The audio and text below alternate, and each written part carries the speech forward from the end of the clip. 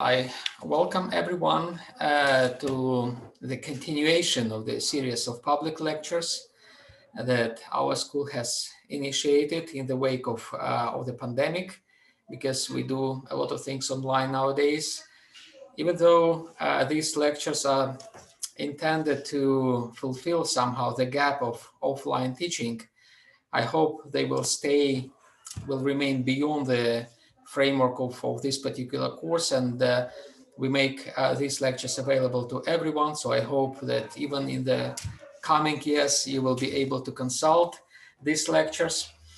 And today I welcome my colleague, my dear colleague, Sara Gehlin, who will present to this distinguished audience. I think this is your second lecture, right, in this series. Let me say a few words about Sara. She, as I said, she's a very good colleague, a very dear colleague at the University College Stockholm, where he actually works in 3 departments, rather an exceptional capacity in 3 departments of the school, of the college, including religious studies and theology, Eastern Christian studies, and human rights. I should say that in our Department of Eastern Christian Studies, we don't have many, say, non-Eastern Christian colleagues, and Sara is one of them, and we really, really value her presence and her contribution to our work in the Eastern Christian Studies. Sara has finished her PhD in Lund University, and I highly recommend her book, which comes out of that study, which was published last year by Brill. It's called Pathways for Theology and Peace Building, Ecumenical Approaches for Just Peace. This title indicates exactly the field of Sara's academic interest, which is ecumenism and peace building, and she has been very effective as a consultant in this field to the Church of Sweden. She worked in the interdisciplinary research project run by the University of Helsinki in Finland, which has called Reason and Religious Recognition. And she's also a consultant in the World Council of Churches on this and adjacent matters. She works, I think she has started focusing on the issue of receptive ecumenism, a very fascinating, very promising theological and ecumenical approach. And I think Sara presented on this subject her last lecture. Today, she will continue speaking on these subjects, and I welcome Sara to present. Thank you so much, Cyril. Yes, first of all, it's a pleasure to be part of this lecture series, where today I will continue to lecture on a theme which has already been highlighted in earlier lectures this semester by my colleagues, namely public diplomacy. And today we will approach the issue of public diplomacy from the starting point of global engagement. And I will now share the screen here. So let's see.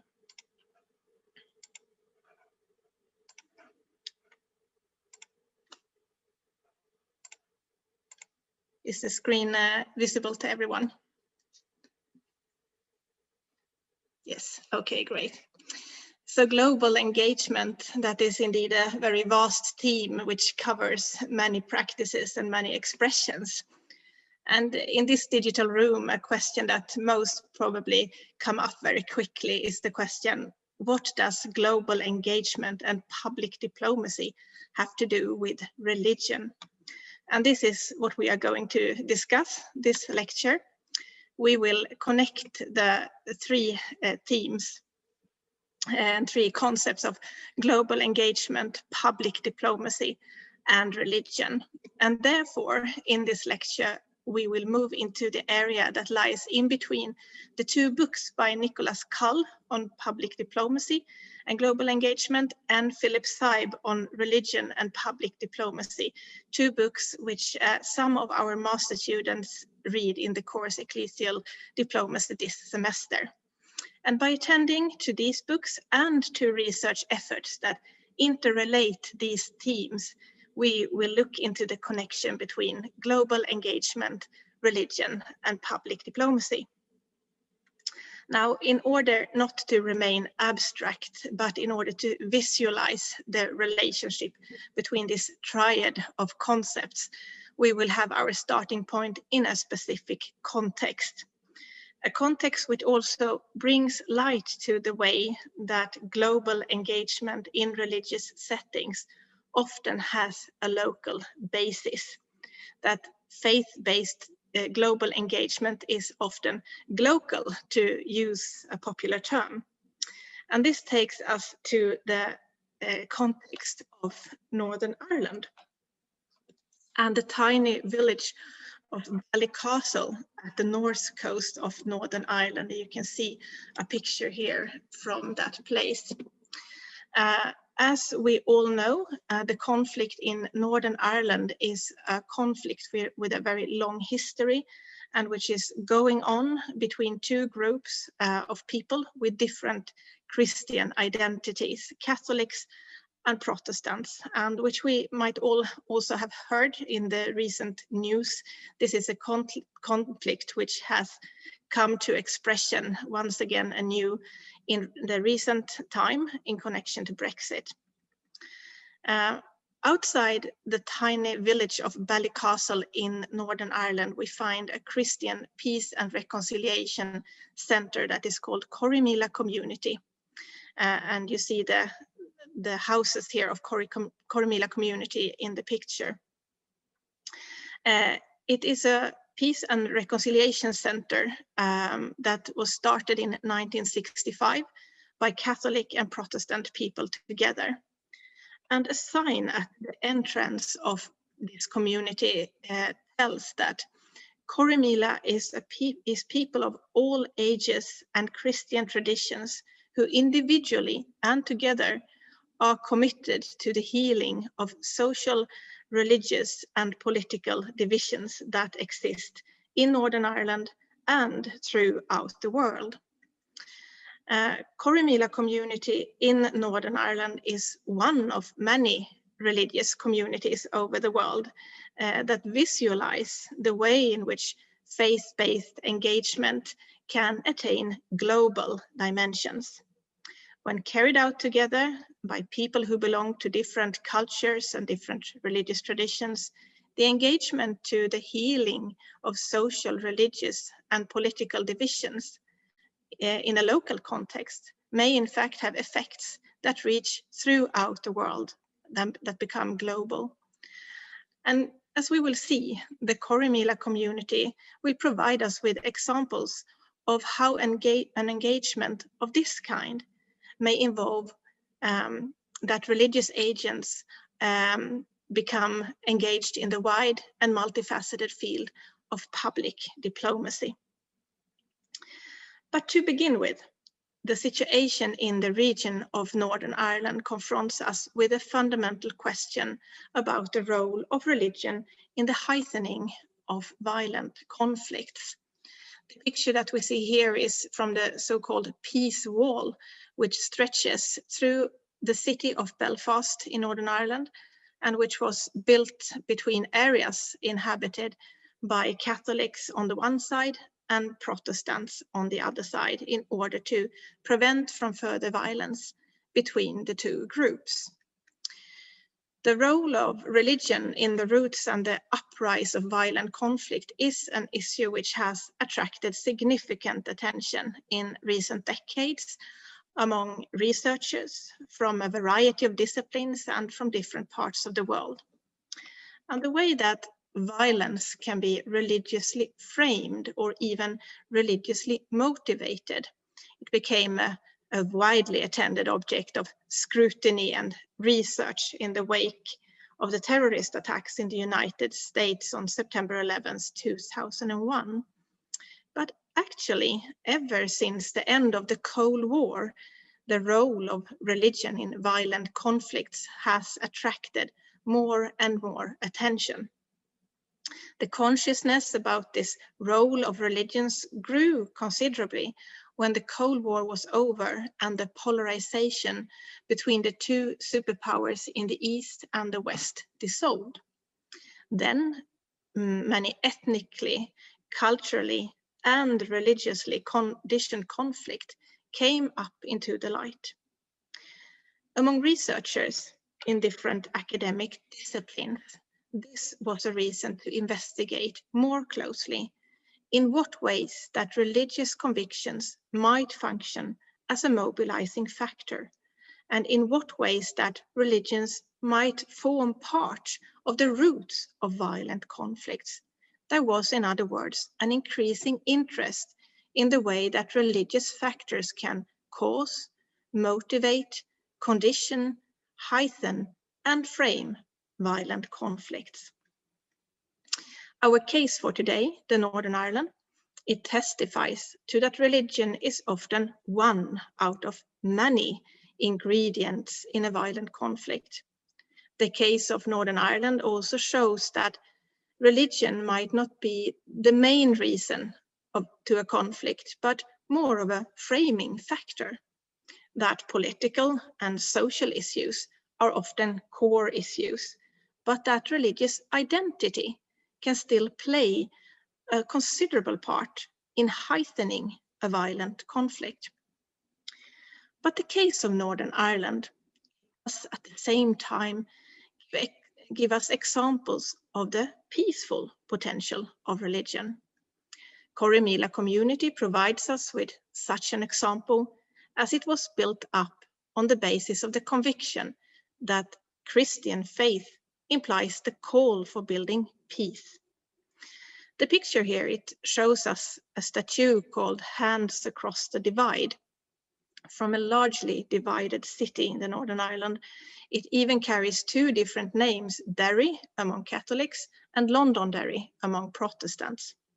And raised in the midst of division and frequent violence, this statue witnesses to the way that religion, while framing a conflict, simultaneously can imply the aspiration for peace, an aspiration which is transformed into faith-based practice in communities like Corrymeela. So in other words, religion might appear with two different faces when it comes to issues of violence and peace. Religion can simultaneously testify to the inclination for violence and to the dedication for peace.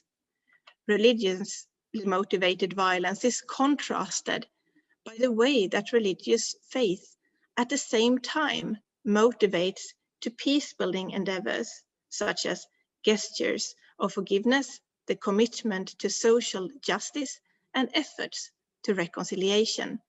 The same religion that nurtures the inclination to violence can bring capacity for peace, hope, and healing.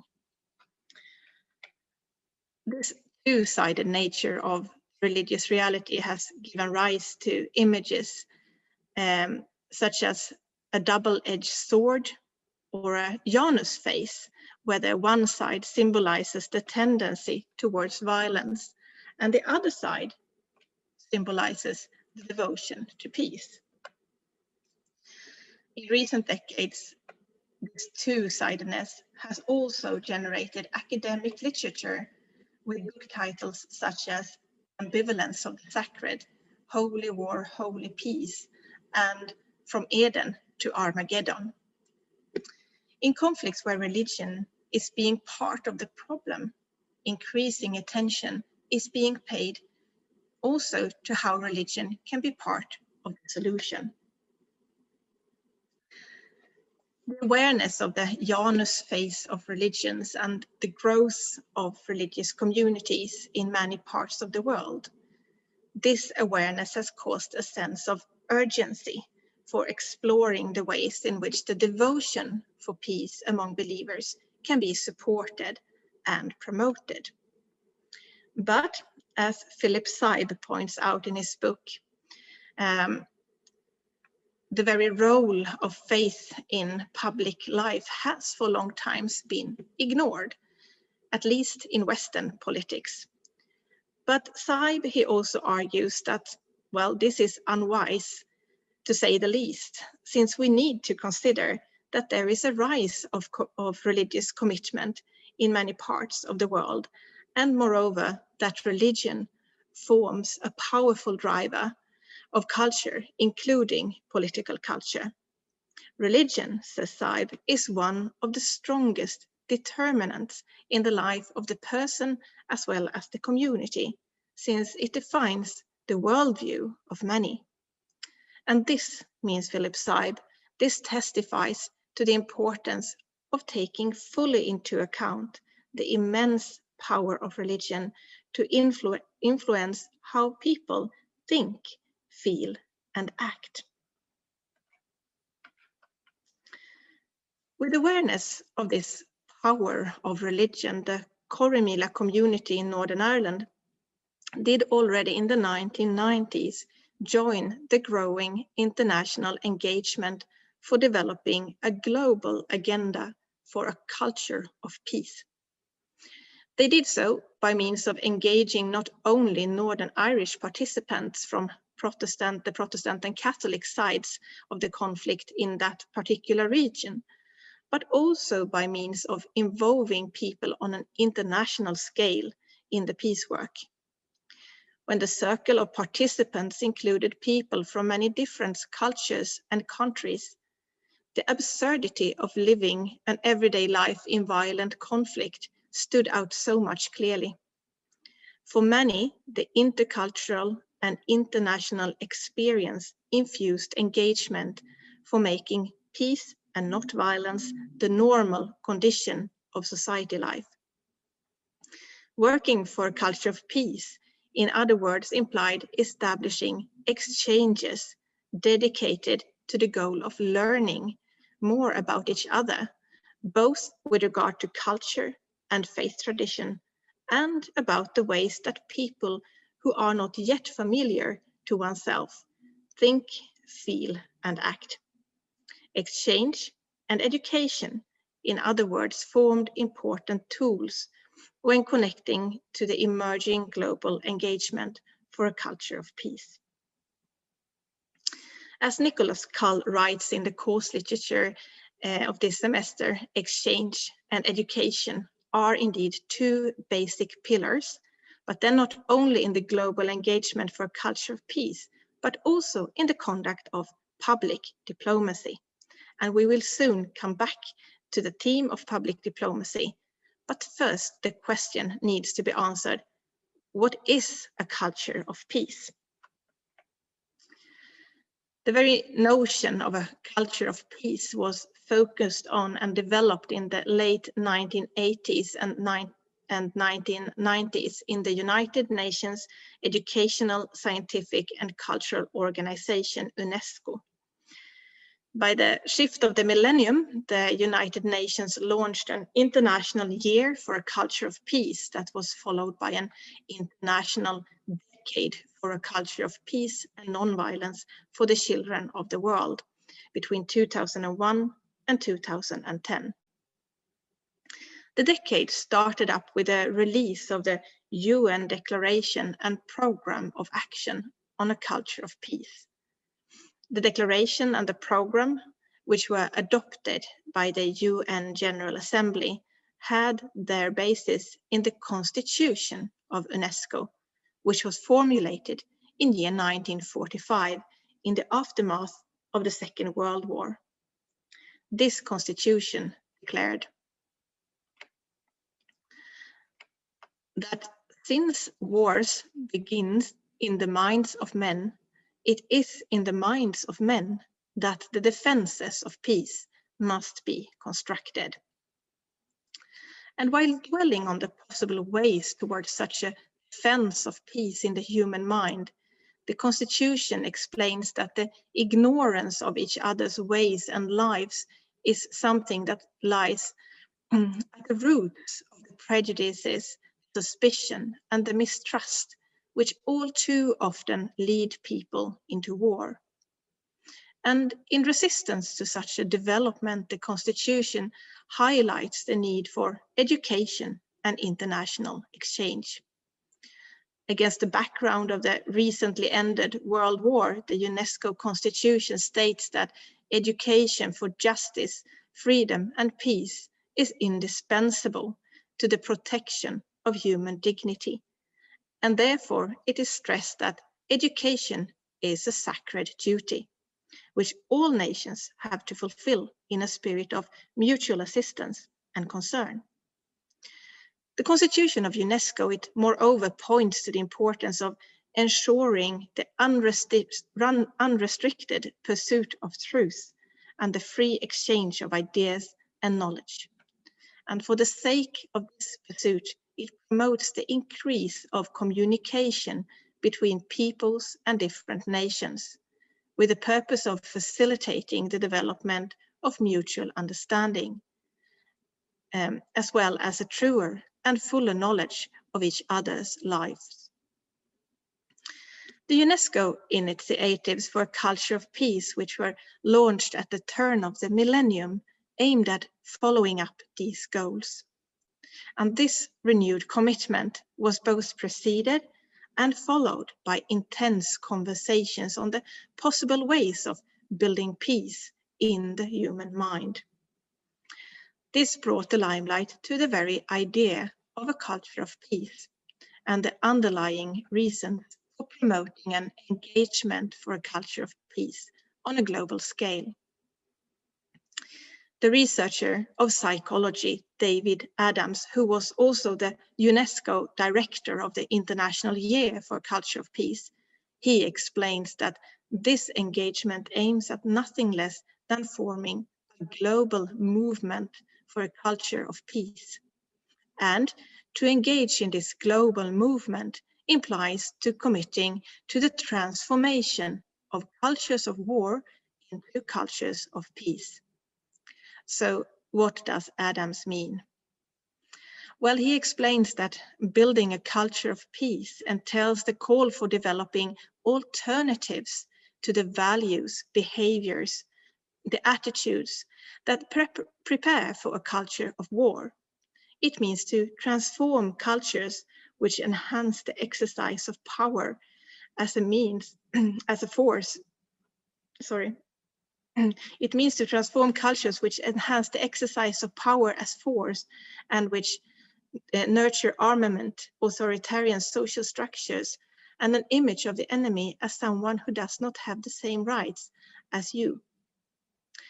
Joseph de Rivera, another researcher of psychology, he says that the vision of a culture of peace goes beyond political approaches to peace. The commitment to a culture of peace, he says, it inspires hope in that nations together, and including their non-governmental organizations, their local communities and persons, develop the basis of a culture of peace. When Adams envisions the development of such a global movement, he emphasizes that it needs to be guided primarily by non-governmental agents in society. Because, and this you also recognize from the course book by Nicholas Cull, because these are agents who do not maintain their power through force or arms. Instead, they gain their members and their results by the power of their arguments. According to Adams, the purpose of the global engagement for a culture of peace is to connect and strengthen the many peace movements and peace initiatives that already exist in civil society. And he stresses that the transformation from a culture of war to a culture of peace is radical and it's thoroughgoing, since it concerns every aspect of social relations which have been shaped by the culture of war. At the same time, he says that social relations are open to change, and this includes relations among nations, between nations and their citizens, between groups within nations, and between people at a personal level. And precisely therefore, everyone from the center of power to the most remote village is able to engage in such a process of change. The global engagement for a culture of peace aims, in Adam's words, at a total social transformation. Now, this may perhaps sound idealistic, and the agenda of a culture of peace is indeed visionary, while it also takes on a global scope. But at the same time, it is based in the everyday life practices in local communities. The sociologist Elise Golding, she points out that building a culture of peace, it implies having a focus on values, behaviors, and social institutions, which can make peace a sustainable human condition in every society. The engagement for a culture of peace, she says, it requires a reorganization in society by means of promoting citizen participation in national and international affairs. Local and individual peace initiatives are linked to global networks, and that the power of everyday initiatives is recognized. Everyday life practices such as jobs, family life, child rearing, neighborhood relations, and opportunities for education are, according to Golding, all essential to the building of a culture of peace. And she stresses that we need continuously to remind ourselves that peace is ultimately created in the minds of women and men. And therefore, a culture of peace involves examining the contextual conditions that form our social structures and human relationships. She defines a culture of peace as follows. A culture of peace is a mosaic of identities, attitudes, values, beliefs, and institutional patterns that lead people to live nurturantly with one another and the earth itself, without the aid of structured power differentials, to deal creatively with their differences and share their resources.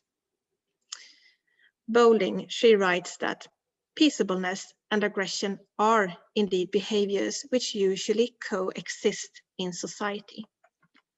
But at the same time, she maintains that islands of peace cultures can be found in every society.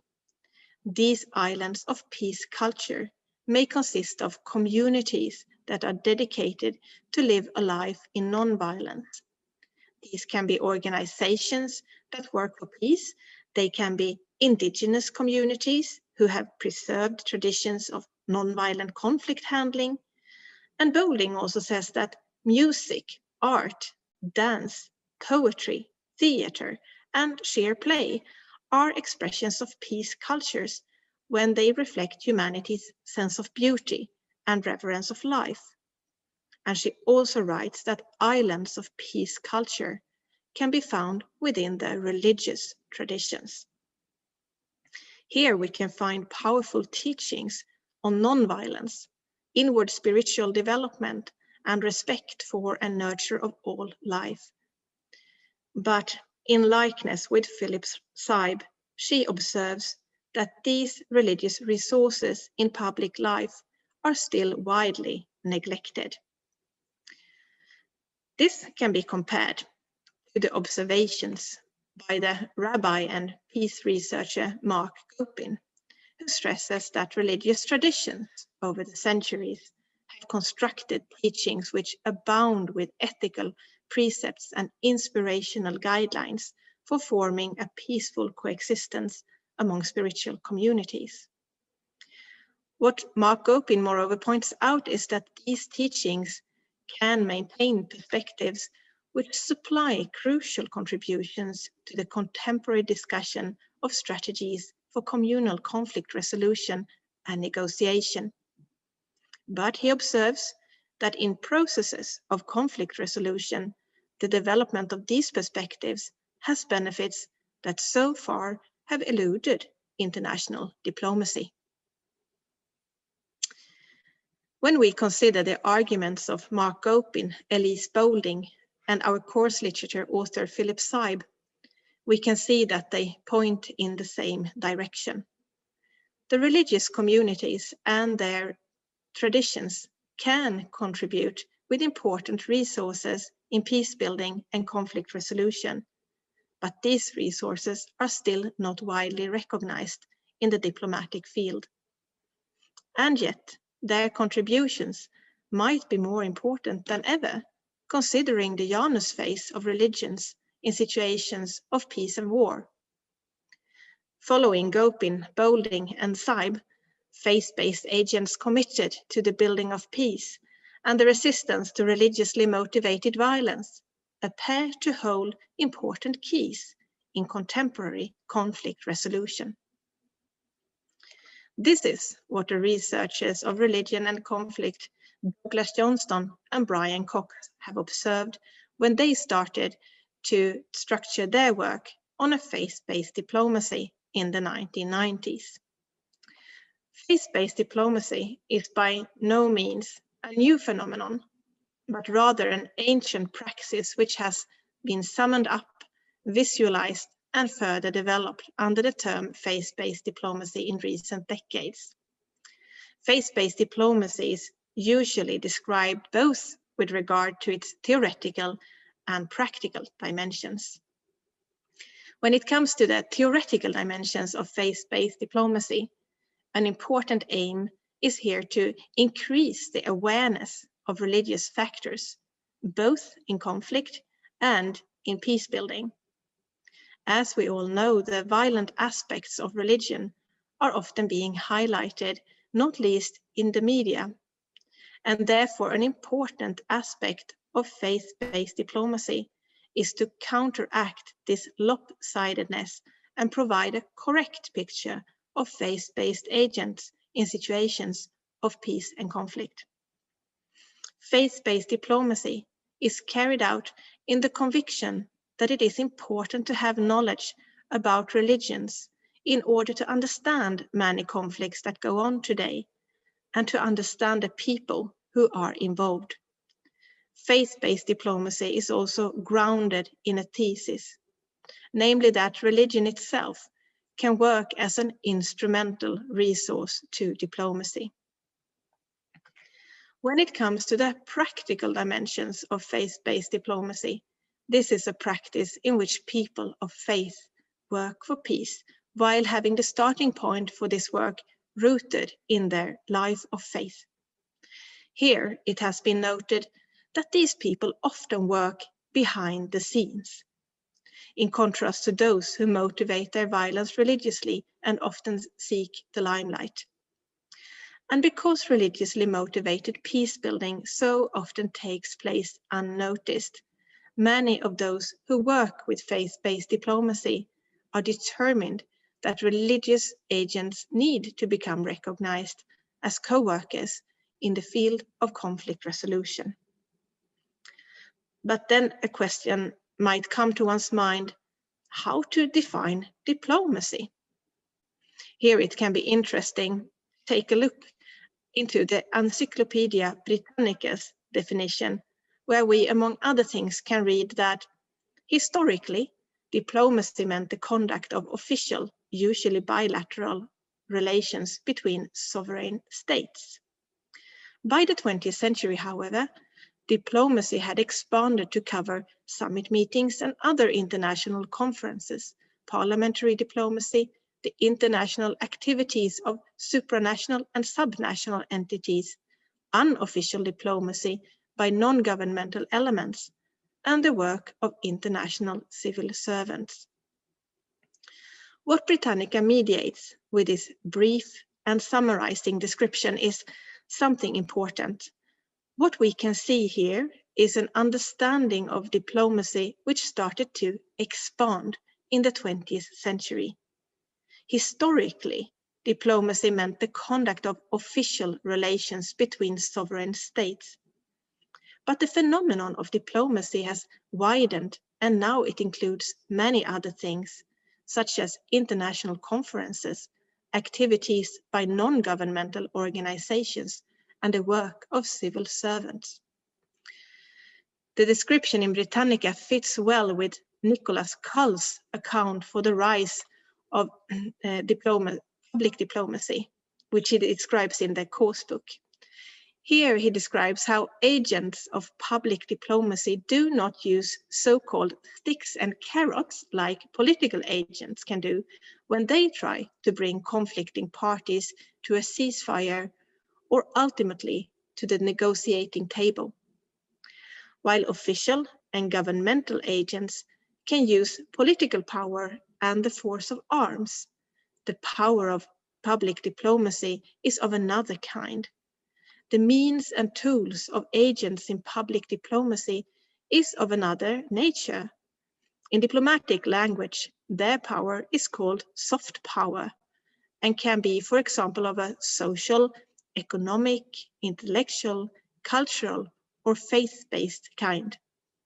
And this kind of power is used not in order to force, but in order to motivate, convince, and engage.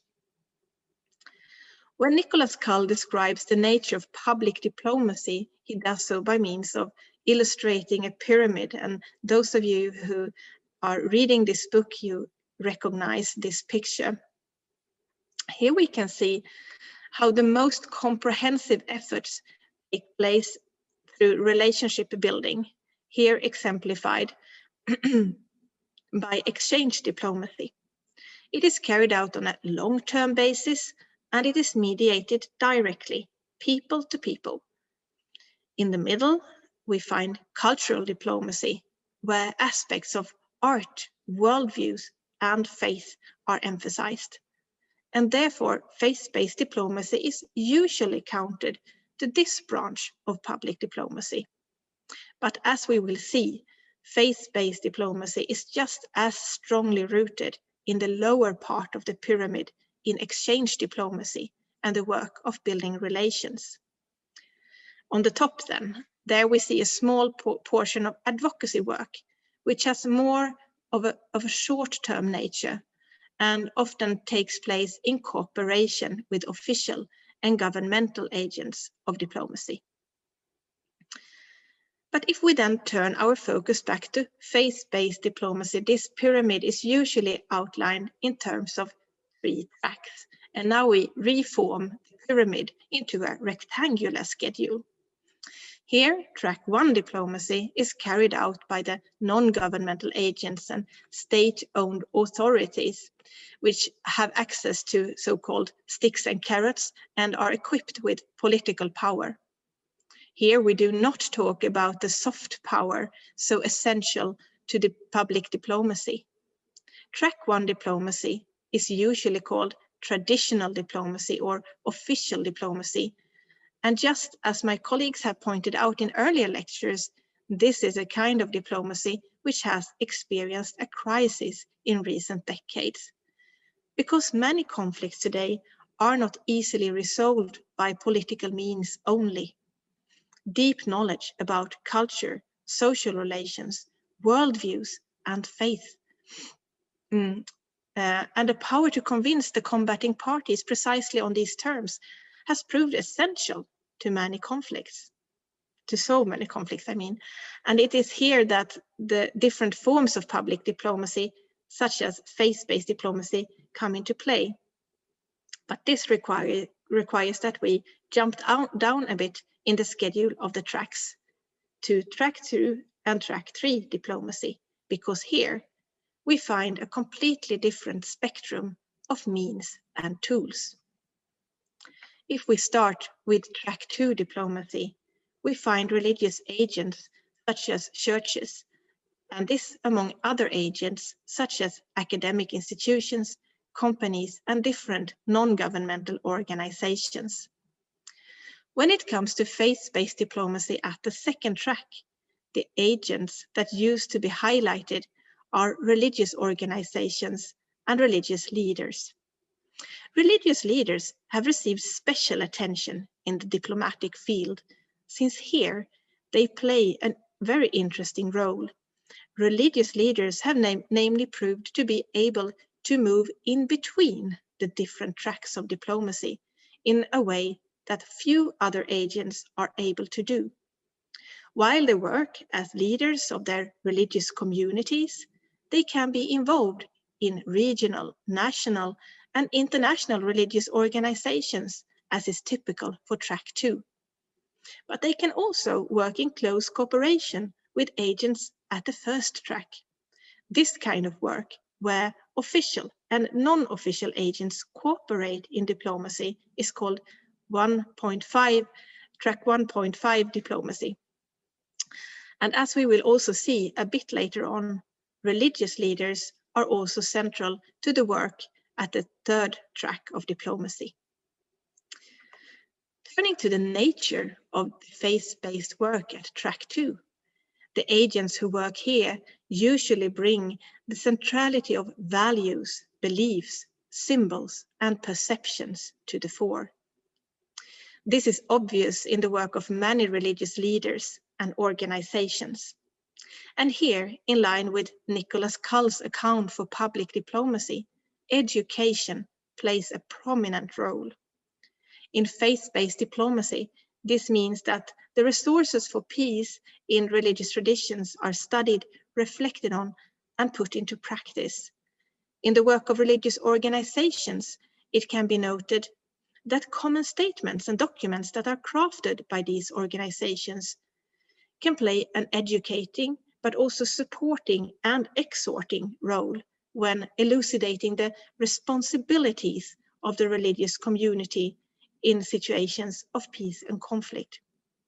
Ecumenical peace documents, to take one example, frequently begin with a call to confession, repentance, and conversion, that believers and communities of faith are called to confess the complicity of themselves and their religious communities in active or passive forms of violence, and to commit to a new way of living that is guided by an attitude of self-scrutiny and acknowledging one's need to learn from others. To engage in peace building is seen as a calling and as an engagement that is integral to one's formation in faith. And therefore it has been observed that religious peacemakers are often carrying out their task with deep dedication and sometimes against very difficult odds. Peace building is not merely considered as a job or a somewhat unrelated task, but as a vocation that is deeply rooted in spiritual life. We then move on to the third track. Here, the historian Maria Småberg has discussed the means and tools of faith-based diplomacy. And her discussion largely coheres with Cull's account for exchange diplomacy, which you remember from at the broad base of the pyramid of public diplomacy. In faith-based diplomacy at the third track, we find religious communities, groups, and persons at a local level, the level which is sometimes called the grassroots level. Here, the religious agents work for building social cohesion and for creating reflexive and elicitive dialogues. Their work is focused on bringing about personal and social change, to help people in conflict to approach each other in new ways and find common grounds. As we can see, faith-based diplomacy is here based on the realization of exchanges both between persons and communities, and an exchange of ideas. Turning to Nicholas Cull's idea of exchange diplomacy, he tells that this form of diplomacy ultimately aims at establishing trust and understanding. And this takes us back to the Corrymeela community in the Northern Ireland, which brings us elucidative examples of what both Cull and Småberg mean. The work at Corrymeela community is based on the praxis of bringing about exchange in an environment of great tension and conflict. Its work ultimately aims at establishing trust and understanding between two groups where mistrust is common, as well as a lack of understanding of the other's situation. The way towards such a trust and understanding is paved by means and tools that are characteristic for track 3 diplomacy. In meetings, camps, and conferences, the participants are engaged in practices of social cohesion, reflexive dialogues, and the search for common grounds. For sure, many participants witness to the personal and social change and to widen perspectives that these exchanges bring about. But at the basis of this process of change lies another component which is also stressed by Nicholas Cull when he accounts for the foundations of public diplomacy, namely the practice of listening. As Cull underscores, listening is not merely about hearing. The listening that lies at the foundation of public diplomacy is active and conscious, and it paves the way for creating the trust and understanding that is the very goal of exchange diplomacy. It is about seeking a better understanding, even of one's perceived enemy. In the Corrymeela community, listening to one another's stories is a central method for seeking understanding and building trust. In the background of this slide, you see a photo from one of the sessions of storytelling, which is a common practice at the center. While listening to the story about the conflict and violence from the side of someone from the other camp, a new understanding of the situation, of oneself and of the other might develop. Friendships might be built and hopefully also trust. Thinking back on Nicholas Cull's public diplomacy pyramid in the course book, we can see that these are practices that take place far away from the short-term practice of advocacy at the top. Instead, they belong to the time-consuming practices, which may generate results in terms of trust and understanding on a long-term basis, sometimes in the scope of decades, a lifetime, or even generations. No wonder that faith-based diplomacy usually takes place behind the scenes. In contrast to religiously motivated violence, which causes big headings and draws a lot of attention, religiously motivated peace building usually takes place in the quiet. Its results are seldom possible to measure, since they are spiritual, social, and of an intellectual kind. The picture in the background is taken in the chapel of Corrymeela, as you can see.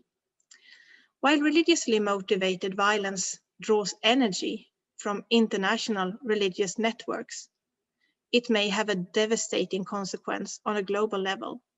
Religious organizations have indeed been counted among the largest organized networks in the world. But the international religious networks are also a basis for global engagement in the service of peace. And faith-based diplomacy is one of the expressions of this global engagement. As the work in the Corrymeela community shows, this engagement is often locally based. It is based on activities which take time, such as education, the facilitation of exchanges, and the practice of listening. Faith-based diplomacy engages the heart and soul as it falls back on the will to confession and conversion. In the words of the Unesco pioneers in 1945, it is directed towards building the defenses of peace in the human mind. To look back to the observations of Philip Saib, Elise Boulding, and Mark Gopin, this is not the path to peace which has been most intensively explored so far.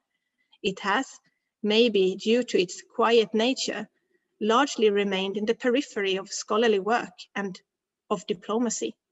But as such, it is still a path which lies open for so much wider and deeper exploration, research, and study. Thank you. Thank you so much, Sara, for your presentation, which certainly adds a huge deal of value to our course and sheds light on an important issue of public diplomacy, especially given that we have a course in church diplomacy. Now it's time for Q&A, and as usually we take questions from the chat. So if you have something to ask, please type it in on the chat, or you can raise your hand and ask a question personally, whatever you prefer. I don't see so far any question on the chat. So while we are waiting for the questions to come up, let me ask you a question myself. Yes. Thank you for bringing this example of Northern Ireland, which is indeed a very important case and a very difficult case to study and to give a solution. Well, my question to you will be related somehow to my personal experience of Northern Ireland. When we visited this Wall of Peace, it was interesting to know that in some places of Belfast, there are walls which are endorsed by the local people. So people say that, well, we don't want those walls to go, even though the security situation is much better after the Troubles in Belfast, but people still want to keep their walls. So how would you cope with this request? Yes, that's a good question, and I think here we come into the idea of security and the need for, of course, the immediate security, and maybe also kind of the visions on the one hand that one would in the so to say optimal situation would like to be rid of them, and that there is a vision of not having them, but of course the immediate need for security, and I think there when I visited Northern Ireland and this community for the very first time, there were a lot of emphasis on fears, that to formulate one's fears, and somehow the wall is of course there because of fears, because of what one has experienced, and I believe that this is an important task in reconciliation centers like Coromila community, to also put words on the fears which can somehow create these walls, and maybe it's there one needs to start in this in these conversations on why are we afraid, and what does this fear consist of, and of course it's a very long way,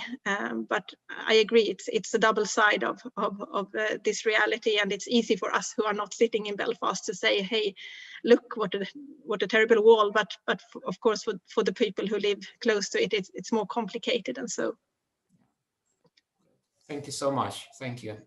It somehow reflects my perception of those walls as well.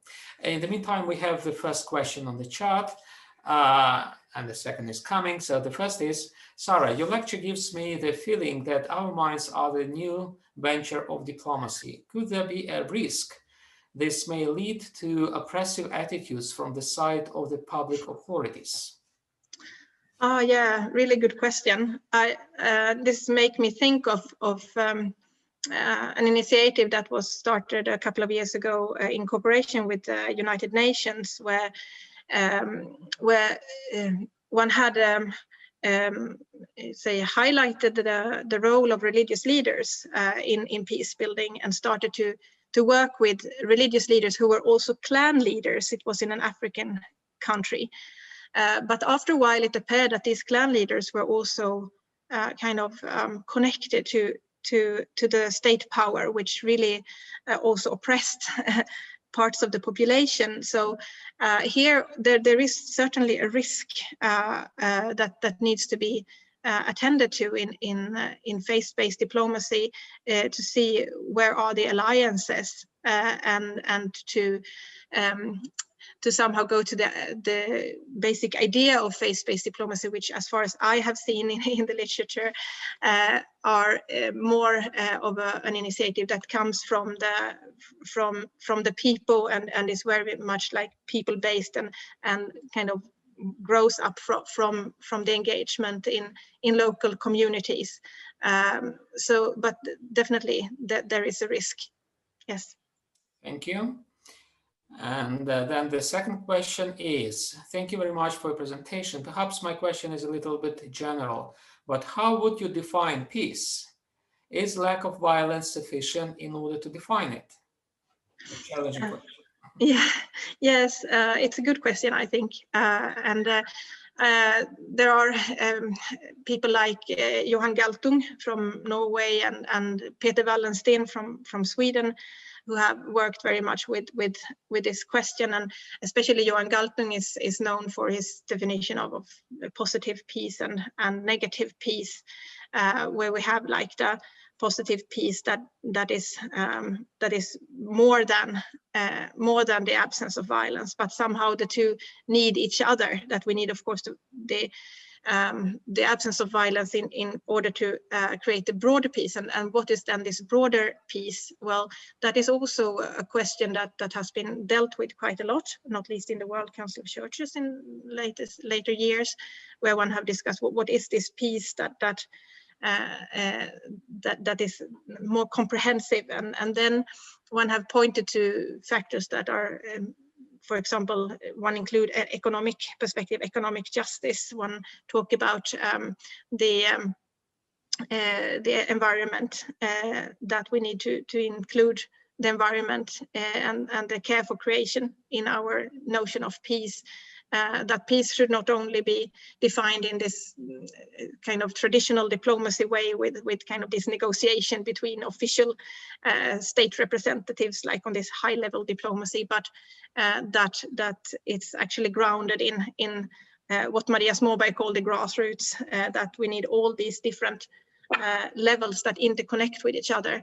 Another Christian peace researcher who's called Jan Paul Ledrach, quite famous, he's a Mennonite. He has also been talking very much about this connection in between the levels of peace building.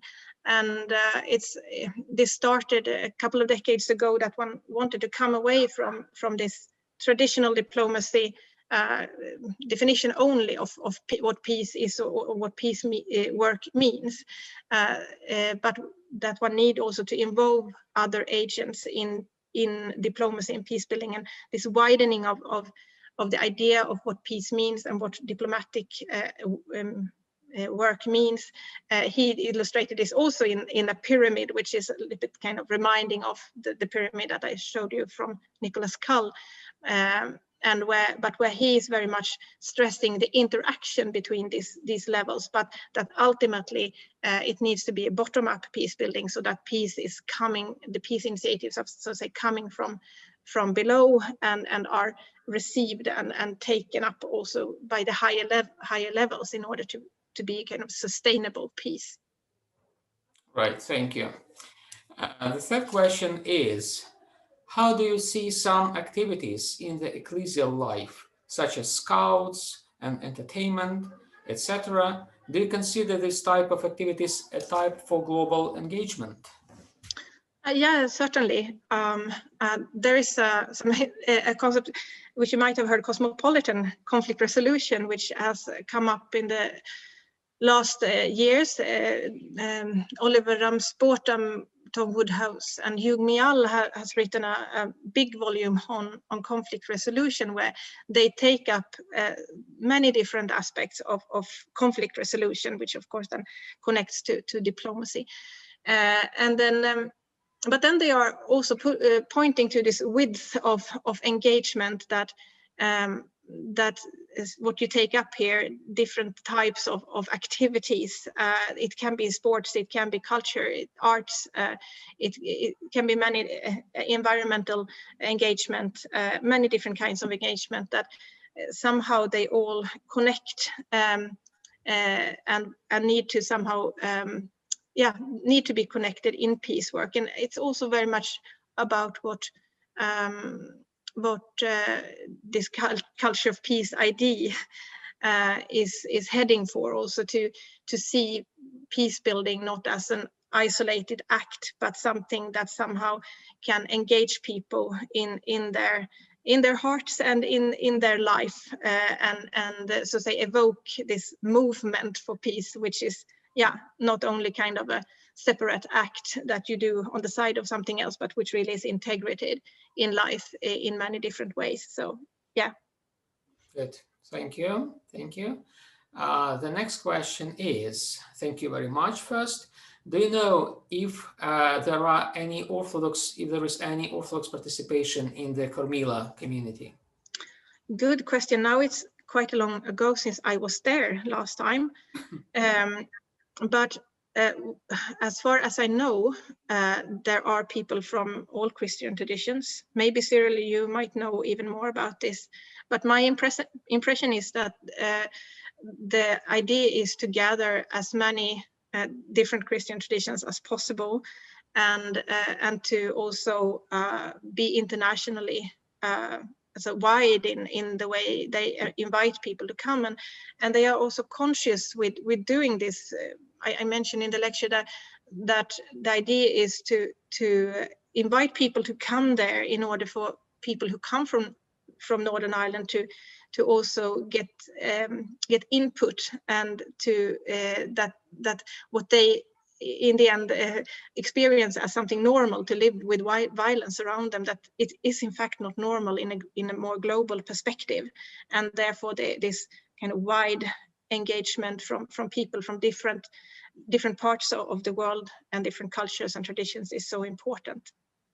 Thank you so much. Yeah, well, I'm not aware of any meaningful Orthodox participation in that particular community, and unfortunately, I think that Orthodox participation in the general peace-building process in Northern Ireland, to my understanding, is really minimal. Even though there are many parallels in the recent history between the conflict in Northern Ireland with other places like Northern Cyprus, which directly affects the Orthodox churches, or the Balkans, or nowadays Ukraine, or in Georgia, where pieces of the countries of those countries are occupied, and the churches, Orthodox churches, are involved in different ways. So I think we probably need a better cooperation, better engagement, and drawing those parallel lines. Thank you for answering to this question. Anyways. Another question is, where do you locate monasticism in the global engagement, monastic movement? Wow,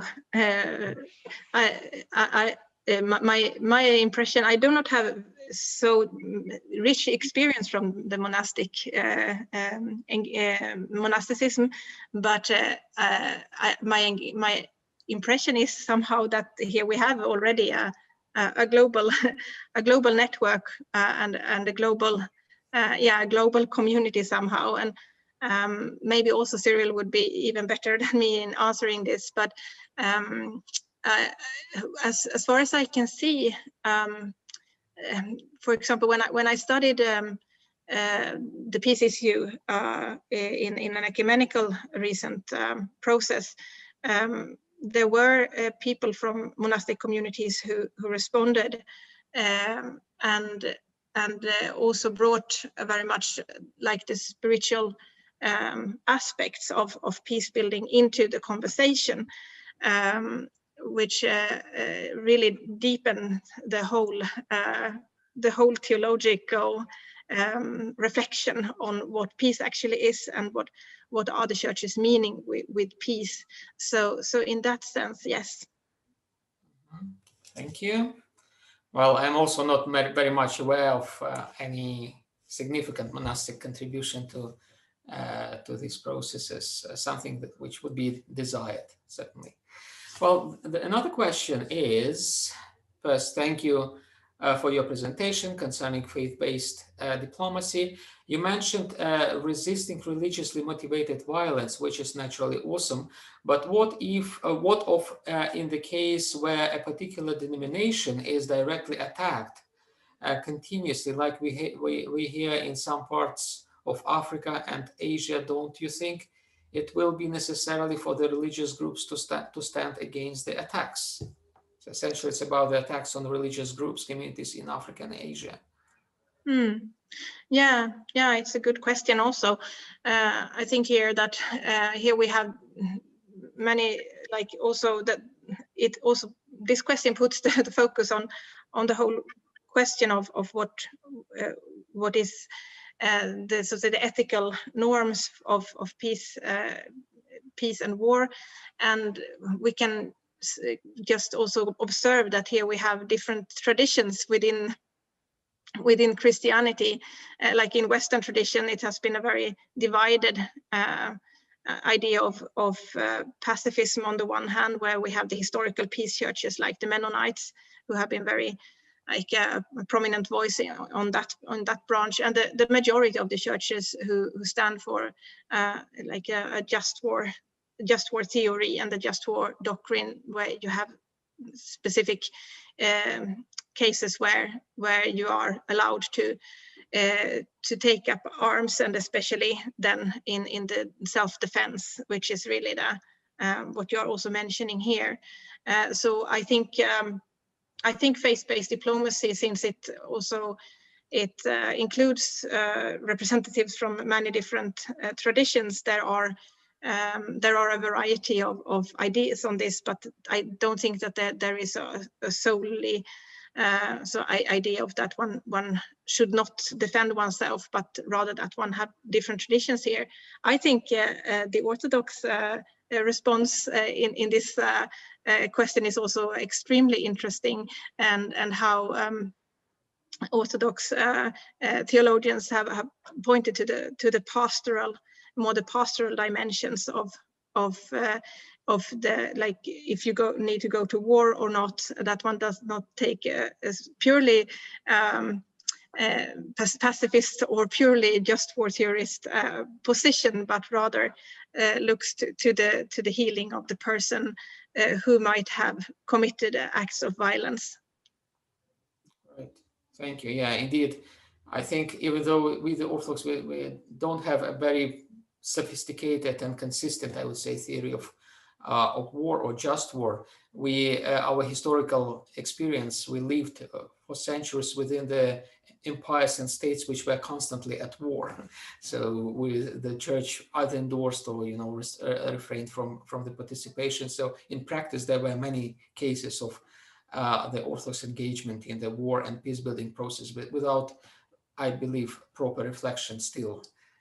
Yeah, and I also think kind of a very realistic also attitude to follow, that the church has followed their people, and to look for their pastoral care and their spiritual well-being, while the Western tradition has more been of a kind of this divided debate on the principles of the just war theory, which has been so dominating, and then the pacifist position, which has been more of a lifestyle and a worldview, and where, yes, there is the principle of non-violence, but that it cannot be reduced to a principle, but is more of this lifestyle approach. So I think that at least in the World Council of Churches, we have seen a debate where partly the Orthodox, partly the pacifists have got a stronger and stronger voice.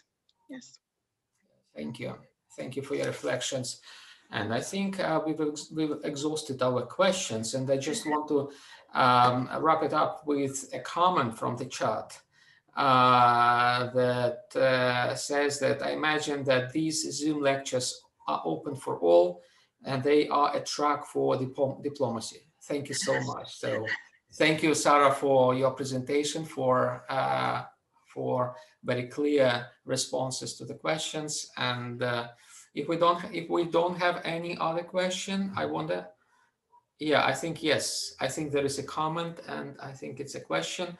With respect to monasticism and reconciliation, I think of the work of Thomas Merton on the work of theological reflection on peace and war, and the Syriac Catholic Deir Mar Musa in Syria, founded by Father Paolo dal Olio. I don't know if this monastery is still active, not if Father Paolo is still considered to be alive after his kidnapping in 2013. My understanding is that there was an element of service in reconciliation in the refounding of the monastery. So this is the comment. Yes. I met Father Paolo dal Olio once, but it's very long ago, and then he was kidnapped only a few years after that. And then he presented the deep engagement that carried the work of this monastery with its interreligious dialogue and between Muslims and Christians. And yes, the refounding of the monastery is something I would like to explore more. I can imagine that if it's founded on his vision, it would definitely have an element of reconciliation, a strong element of reconciliation in it. Right, thank you. And the author of the question thanks you as well. Any other question or comment? No, as far as I can see. So, Sara, we thank you again for your wonderful presentation and for your responses.